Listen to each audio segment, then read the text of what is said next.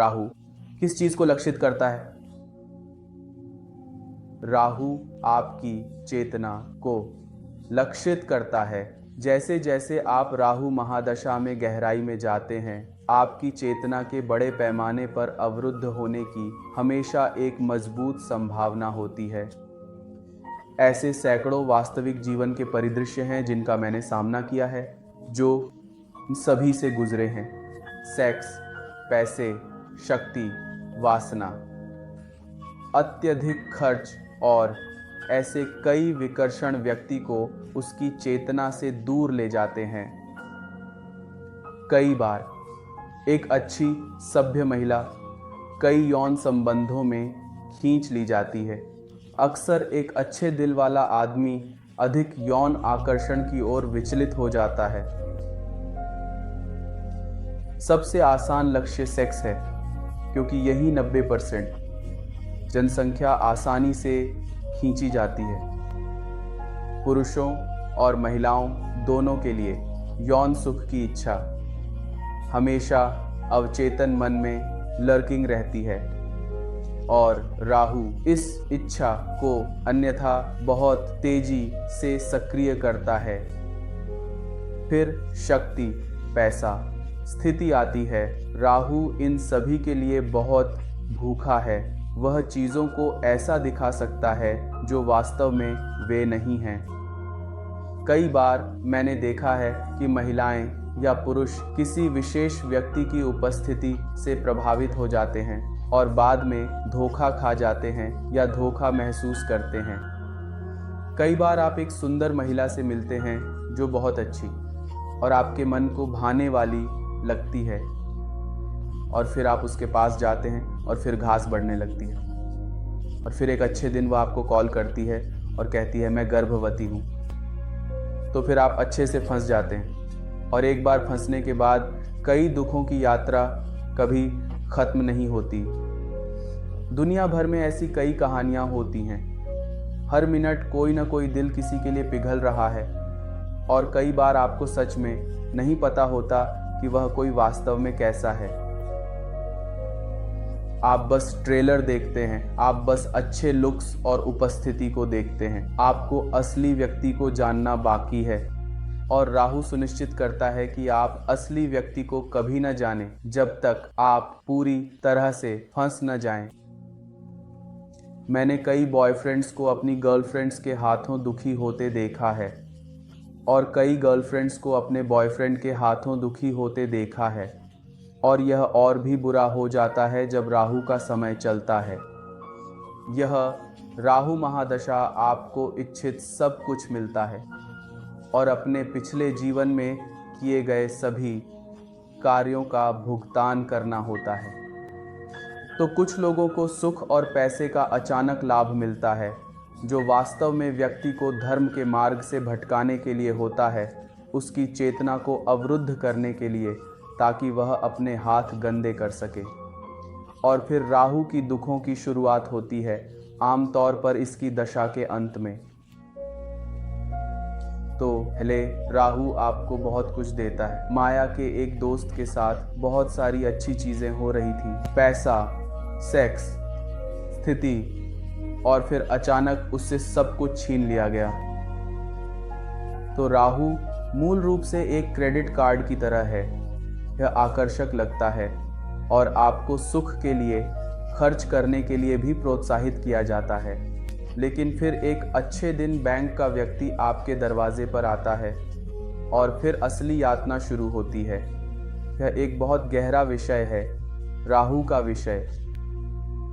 मेरी किताब राहु को कैसे पार करें आपको सभी को राहु की असली प्रकृति के बारे में अधिक जानने में मदद कर सकती है। मूल रूप से राहु का काल आपकी तीव्र इच्छाओं को प्रकट करने के लिए आता है, लेकिन हर क्रिया का एक प्रतिक्रिया होती है। इसी तरह हर इच्छा का एक साइड इफेक्ट होता है। उदाहरण के लिए आप एक महिला को पसंद कर सकते हैं, आप एक रिश्ते में जा सकते हैं, आप उसके माध्यम से अच्छे यौन सुख का आनंद ले सकते हैं, लेकिन अगला क्या? यह आपकी इच्छा का एक हिस्सा है जो पूरा हुआ। अब अगला हिस्सा इसके साइड इफ़ेक्ट्स के साथ शुरू होता है। या तो आप उससे शादी करेंगे, या अगर आप शादी से इनकार करते हैं तो आपको उसका श्राप या नाराज़गी मिलेगी। तो किसी भी तरह आपको कहानी के दूसरे हिस्से से गुजरना होगा। अगर आप इनकार करते हैं तो आपको सज़ा मिलेगी। अगर आप उसे स्वीकार करते हैं तो भी आपको नहीं पता कि यह आशीर्वाद होगा या सज़ा। यह राहु के संकेत और पहलू पर निर्भर करता है।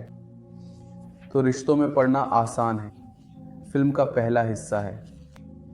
इंटरवल के बाद का दूसरा हिस्सा यह तय करता है कि यह फिल्म यानी राहु की महादशा हिट होगी या फ्लॉप।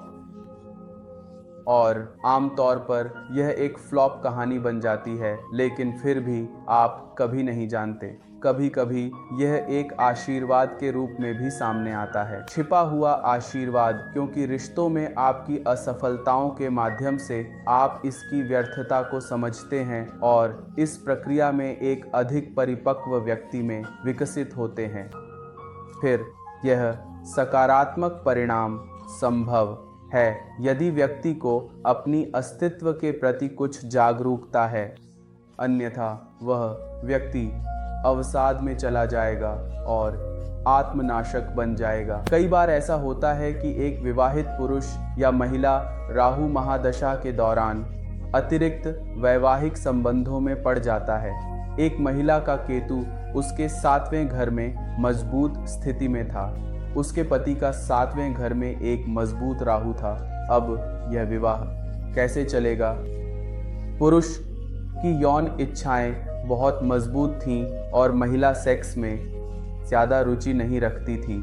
अब यह स्पष्ट है कि ऐसे परिदृश्य में कम विकसित आत्माएं टूट जाएंगी। पति अपने कार्यालय की सहकर्मी के साथ संबंध में पड़ गया और पत्नी ने उसे रंगे हाथ पकड़ लिया। जल्द ही तलाक की प्रक्रिया शुरू हो गई। अब किसे दोष दें? समाज ने इस विवाह नामक दुनिया को बर्बाद कर दिया है। एक सफल विवाह एक अच्छे संतोषजनक यौन संबंध की सफलता पर निर्भर करता है, लेकिन भारत जैसे देश में लोग विवाह के बारे में सभी प्रकार की काव्यात्मक तस्वीरें बनाते हैं बिना यौन संगतता पर विचार किए। प्राचीन दिनों में समान जाति के व्यक्ति से विवाह पर जोर यौन संगतता के कारण था। उन समयों में जातियों की प्रामाणिकता मौजूद थी, इसलिए यह यौन संगतता की गारंटी देने का एक तरीका था। लेकिन समय के साथ जातियां पहले जैसी प्रामाणिक नहीं रहीं। इस बीच मिश्रित नस्लें हुईं और अब यौन संगतता को मापने का कोई तरीका नहीं है जातियों पर निर्भर रहकर। इसलिए जाति के बाहर विवाह अब महाभारत या रामायण के प्राचीन दिनों की तरह कोई वर्जना नहीं है। अब अगला सवाल होगा कि उपाय क्या हो सकता है? उपाय सरल है। सोमवार को उपवास रखें, क्योंकि जब आप उपवास करते हैं तो आपके श्वसन पैटर्न को उपवास के कारण शुद्ध किया जाता है। और सोमवार मन के लिए है। राहु मन का उत्तर नोड है और सामान्यतः मसालेदार भोजन खाने से बचें। यदि आप जन्म से मांसाहारी हैं तो जितना चाहें उतना मांसाहार करें। यह आपके धर्म का पालन करना है। यदि आप जन्म से शाकाहारी हैं तो केवल शाकाहारी भोजन करें। यह आपके धर्म का पालन करना है। बस अपने स्वधर्म का पालन करें।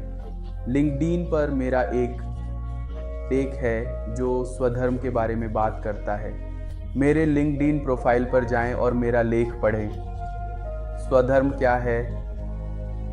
चेतन हिस्सा राहु द्वारा अवरुद्ध होता है और इसलिए राहु महादशा के दौरान लोग काले जादू का आसान शिकार बन जाते हैं।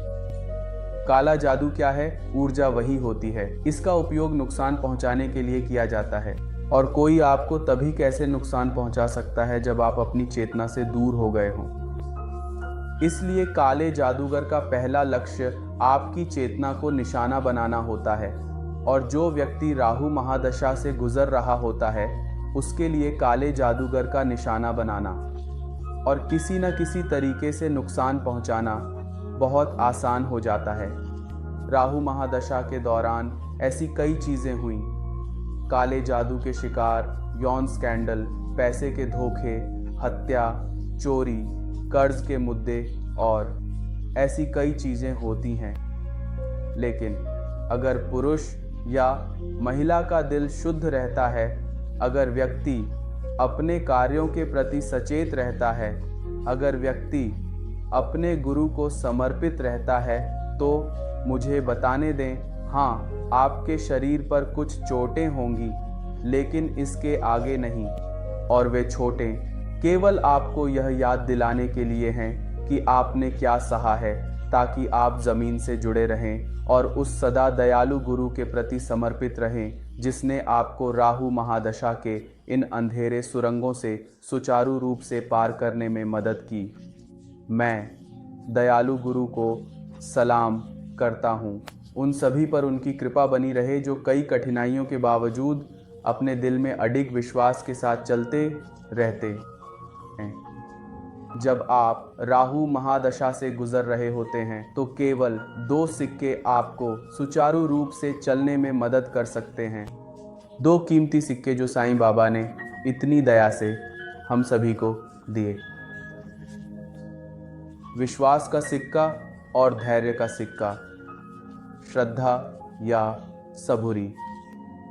जब आप राहु महादशा के इस चुनौतीपूर्ण समय को पार करें तो ये 2 सिक्के आपके साथ रहें। और फिर इसके लिए एक गीत होगा, फिर इसके लिए एक नृत्य होगा, फिर आप भगवान का गीत, सत्य का गीत गाएंगे। हर दिन ध्यान करें और जब आप ध्यान करें तो हमेशा याद रखें कि आप अकेले नहीं हैं। भगवान आपके साथ हैं और भगवान आपको देख रहे हैं। विश्वास के साथ चलें और दृष्टि से नहीं, ध्यान करें।